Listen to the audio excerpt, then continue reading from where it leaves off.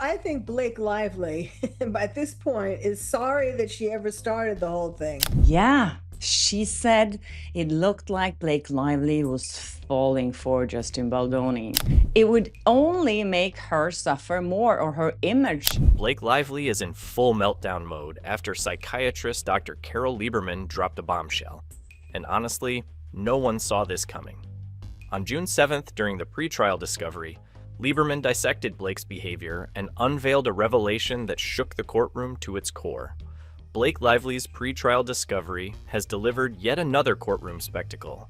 And on June 7th, the bombshell of all bombshells detonated. And I think this psychiatrist who's interviewed here is really spot on.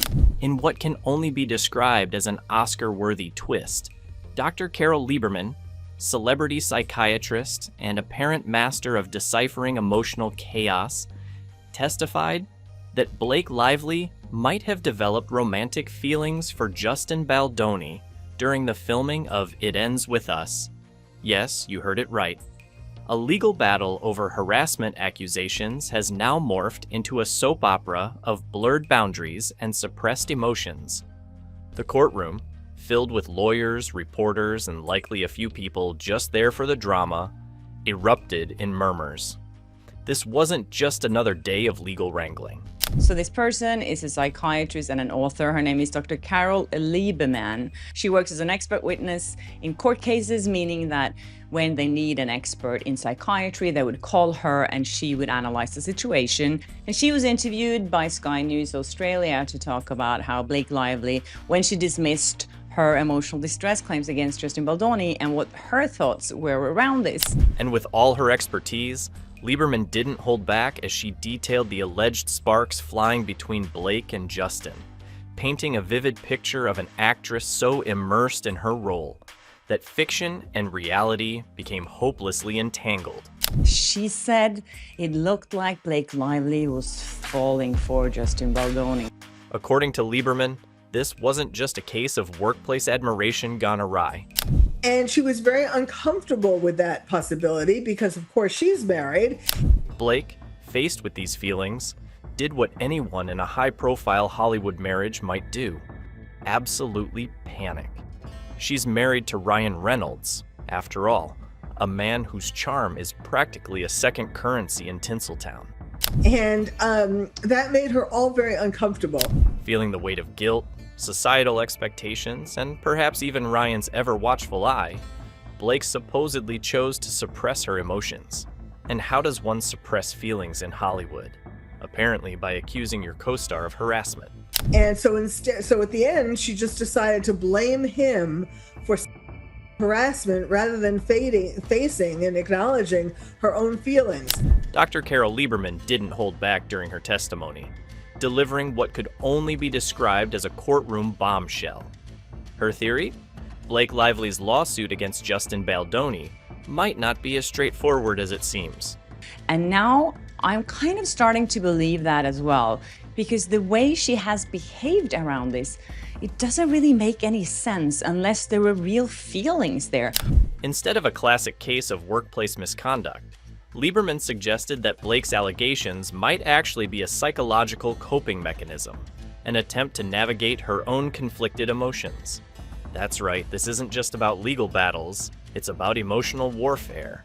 And really what I think happened is that she got into her character, and I think she was starting to fall for him. Lieberman dug deep, analyzing everything from Blake's body language to the infamous slow dance footage from It Ends With Us.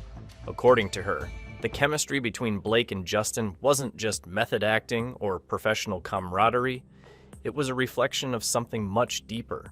And really what I think happened is that she got into her character tremendously, like good actors are supposed to do.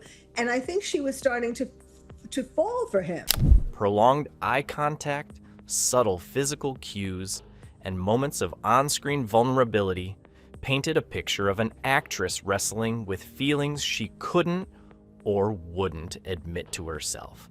Why would you want to punish someone so badly for just smelling your hair or for saying something that you felt was uncomfortable. Why would you go to this length to destroy someone's life? But it gets messier.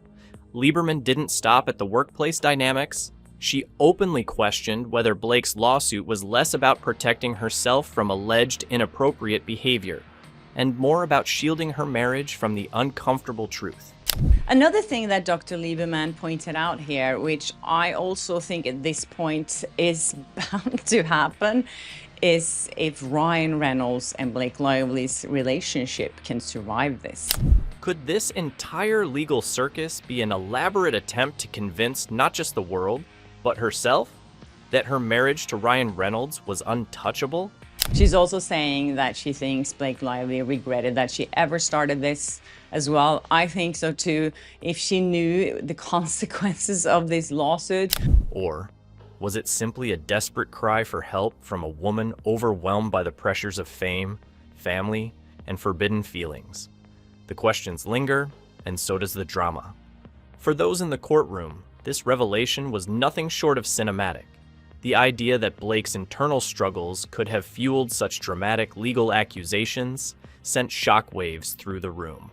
Even the most seasoned observers seemed floored by the idea that this lawsuit might not just be about professional boundaries, but deeply personal turmoil. And she didn't want the public, obviously, to see what her mental health records were. Lieberman's analysis didn't stop at the courtroom door. It left everyone pondering Blake's motivations. Was this a calculated move to deflect attention from her own feelings, or an unintentional lashing out as she tried to navigate her guilt? Either way, the narrative had officially shifted. She wasn't really thinking logically about all these kinds of details. What makes this even more compelling is how it reshapes the central question of this case. Is Blake's lawsuit an act of justice, a subconscious cry for help, or a deflection from truths she's not ready to face? Whatever the answer, one thing is clear. This isn't just a legal battle, it's a psychological showdown. Justin Baldoni's reaction to the chaos swirling around him has been nothing short of a masterclass in resilience. I was blocked by Ryan Reynolds, yes. Predator Pool himself blocked me. I don't know when he blocked me. I don't know if it's when I exposed on X what happened with his daughter in Deadpool and that abhorrent things that they made her do. It's just disgusting. Baldoni denied any wrongdoing, and he's not stopping there. The man has countersued Blake Lively and her husband Ryan Reynolds for a jaw-dropping $400 million in a defamation case that's got everyone talking. 7 Wayfair parties are well below the ceiling of the small group exception, and Reynolds defamed all of them. Baldoni's legal team wasted no time assembling a defense that's more thorough than a detective in a whodunit novel. They've reportedly presented a mountain of on-set footage, emails, and other evidence to refute Blake's claims. And let's just say they're not pulling any punches. Blake Lively has ruined Justin Baldoni's legacy. The defense paints a picture of professionalism and consistency on Baldoni's part, contrasting starkly with what they argue are Blake's inconsistent and baseless allegations. From meticulously timed emails to candid behind-the-scenes moments, Baldoni's legal arsenal is packed with receipts, and his team is making it clear. This isn't just a trial about what happened. It's a trial about the truth itself. Because this is what he's going to be remembered for. And then there's Baldoni's public statement. Talk about a mic drop moment. In a calm but firm plea, he called for truth and accountability, expressing frustration at the toll this ordeal has taken, not just on him, but on his family and career. Enough is enough. Might as well be his mantra at this point, as he seeks to reclaim his reputation in the court of public opinion. But while Baldoni battles it out in the courtroom, the drama has seeped into Blake Lively's personal life, particularly her marriage to Ryan Reynolds, and the strain is starting to show. And now, things are not looking good for her. And I wonder if her husband how much longer he's going to stay supporting her, because this has just really blown up. Let's talk about Ryan Reynolds, Hollywood's beloved Deadpool romantic lead, and, apparently, the CEO of Blake Lively's life. Forget supportive spouse, because reports suggest Ryan's role in this scandalous saga is way more hands-on than anyone expected. Nope, he wasn't just sending cute texts or cheering from the sidelines. Rumor has it, Ryan's been playing a very different game. Think less adoring husband, more stage manager for Blake's every move. As many people were saying before that he was the mastermind behind all of this, I don't really think he was. I think he was supporting Blake, and I think they have the same ideas about a lot of things and that they wanted to take over the movie. And on the set of It Ends With Us, Ryan was a mandatory part. Eyewitnesses didn't hold back, painting a picture of Ryan looking like he was ready to jump through the screen anytime Blake and Justin got too close. A lingering glance, a friendly chat, or a simple collaboration? Nope, not on Ryan's watch. And as some people have speculated before, maybe Ryan Reynolds had the feeling that there was something going on between them, or he felt that Blake Lively was attracted to Justin. His presence on set became so pronounced that it was impossible to miss the simmering tension. It wasn't subtle. It was like watching someone trying to keep a lid on a pot that's about to blow. Only Ryan's lid was a mix of steely glares and forced smiles. Yeah, she's saying, for how much longer can Ryan Reynolds support his wife in this?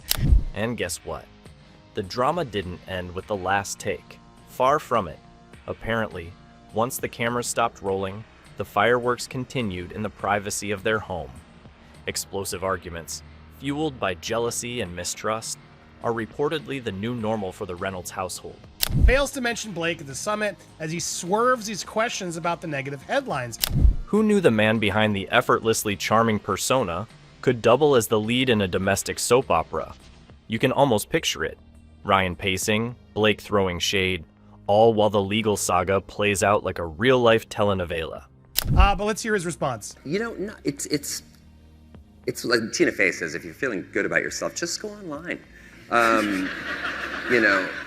I mean, that's true, but of course he has to position himself right away as the victim. Now, here's where it gets even juicier. While Ryan was allegedly micromanaging Blake's life off-screen, his public behavior was anything but synchronized with hers. Having a good time. Look how much fun they are having at the red carpet event, because, you know, that's what couples who are suffering with traumatic, crippling fear and harassment do, is they go out and smile for cameras and act like there's nothing happening, you know. Ryan chose to open up about everything, except Blake. He spilled tea about Shannon Purser, shared laughs at Time 100 Summit, and rocked the Met Gala. But when it came to Blake, the man suddenly turned into a master of the silent treatment. At events where couples usually flaunt unity, these two looked like they were in completely different movies. Blake dazzling on the red carpet, Ryan charming the crowd elsewhere. I didn't become part, my career was an aggregate. It was very slow, so I didn't have that like overnight success. So what's really going on? Is Ryan's protective, some might say controlling, stance some kind of desperate love act? Or is it just a classic case of jealousy gone wild? Is this the support system Blake needs? Or more like the noose tightening around their relationship? The reports of escalating tension and explosive fights suggest that maybe this approach is backfiring spectacularly. Because when your husband's hovering more than a drone with a vendetta, it's hard to call that healthy support. As this saga continues, one thing is certain. The lines between personal and professional, truth and perception, have never been blurrier. Baldoni is fighting to clear his name. Blake is navigating a whirlwind of legal and emotional turmoil. And Ryan? He's stuck in the middle, trying to hold it all together, or, depending on whom you ask, making it worse. Blake cannot claim to be a victim of sexual misconduct on the set of a movie while she openly brags about the unscripted sexual misconduct that she partakes in when she's on the sets of movies. That's exactly what she's done. Blake Lively's history with her co-stars is, let's just say, the kind of thing that makes gossip columns write themselves. Her past sets have often been a hotbed of rumors and whispers about emotional entanglements, adding layers of intrigue to the current saga with Justin Baldoni. But let's dive into the archives of Blake's on-set chemistry and see how history might be repeating itself, or at least rhyming. I know, I can't believe you. That's it. Like, No, camera just that, compliments yeah, off no, camera, yeah, not so nice. no, never. First, we have Green Lantern, the film that launched 1,000 memes and, more importantly, Blake's relationship with Ryan Reynolds. Gotta keep her grounded. No, yeah, absolutely. I've seen her go into a rage spiral. Oh my God.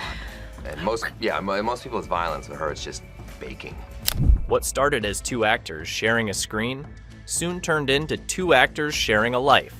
But let's not forget the messy timeline that had industry insiders raising eyebrows. Speculation swirled that sparks flew between Blake and Ryan while she was still linked to someone else. Cue the dramatic music, because that's a whole subplot in itself. He's in cream colors and all the men are wearing like white and cream, and then you get to New York and it's a little bit more browns and moodier, and Susie really told such a story amazing. Alongside Vittorio, because it is a lot brighter and sunnier in LA. And Then there was The Town, Blake Lively and Ben Affleck, two Hollywood darlings who apparently had chemistry so electric it could have powered the entire set. Their on-screen connection in this gritty Boston drama was praised by critics, but it was the off-screen whispers that really got people talking. Let's be honest, when Blake and Ben were spotted sharing friendly conversations between takes, Hollywood's rumor mill kicked into overdrive faster than Ben grabs a Dunkin' coffee. Neither of them ever confirmed anything, of course, because why ruin a good mystery? But the speculation didn't fade away. It clung on like glitter after a preschool craft project. And sure, maybe it was just professional camaraderie, but come on. This was Ben Affleck. The man has a track record for being a little too charming for his own good. And Blake? Well, she wasn't exactly shy about basking in the attention. It was the kind of innocent dynamic that kept gossip columnists employed for months. That's what I'm saying. His wardrobe was beautiful. I know. Corey's wardrobe was gorgeous. He's Those so high-waisted pants. He's so great. I would wish men And wore sorry, high-waisted too. pants I like know. that still. And then we have Savages. Enter Taylor Kitsch, co-star extraordinaire and the latest leading man to find himself in Blake Lively's orbit. Now let's give credit where it's due. Taylor's brooding intensity and Blake's smoldering allure made for some pretty captivating screen moments. But off-screen? Oh boy. People couldn't stop speculating about their close bond, a phrase that sounds suspiciously like PR speak for they seemed really into each other. I feel kind of sick to my stomach, actually. Let's be real. At this point, Blake's name might as well come with a disclaimer that says, "Warning, prolonged exposure may lead to romantic rumors." Whether it's Ben, Taylor, or now Justin Baldoni, the pattern is almost too glaring to ignore. And you've got to hand it to her. Blake doesn't just dabble in workplace crushes, she goes full method. Every set is apparently a new chapter in her ongoing quest for chemistry. Record everything. So this is the reason why she didn't think the scene was recorded, or she didn't think that it was on, like they were catching the audio, and they have it, okay? The question isn't whether Blake has feelings for her co-stars. It's how many takes it takes for her to catch them. And with It Ends With Us, Justin Baldoni seems to be the latest in a long line of handsome, talented men who found themselves unintentionally auditioning for Blake's off-screen drama. Hollywood might call it a pattern, but at this point, it's starting to look more like a lifestyle.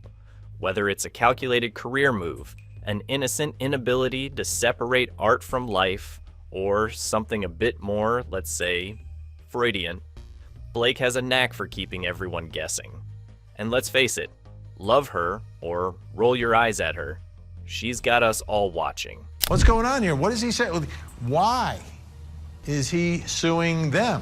And speaking of the lawsuit, let's talk fallout, because this case is leaving no one unscathed. Blake, for starters, is walking a tightrope. If her claims against Baldoni are proven false, the professional and reputational damage could be catastrophic. Hollywood isn't exactly forgiving when it comes to public missteps, especially ones that play out in courtrooms. The stakes are high, and Blake's career is undeniably on the line. What a manipulative, lying little twerp she is. I cannot stand her for this. And then there's Ryan Reynolds, who finds himself in an increasingly uncomfortable spotlight. The strain on his marriage with Blake is no secret, with reports of jealousy, control issues, and explosive arguments dominating the headlines. Ryan's involvement in the case, both as Blake's husband and a named party in Baldoni's countersuit, adds another layer of complexity. Is he a pillar of support or an accelerant in the fire? The jury's still out, literally and figuratively. This is the latest filing. This is in response to Ryan's very petty and sassy response that it felt like he clearly wrote, since it had pop culture references, which Kim and I noticed. Burn Book mentions. Like, come on, Ryan. That's clearly. You know, when Mean Girls that. comes into the filing, it's legit. Public opinion, of course, is as divided as ever.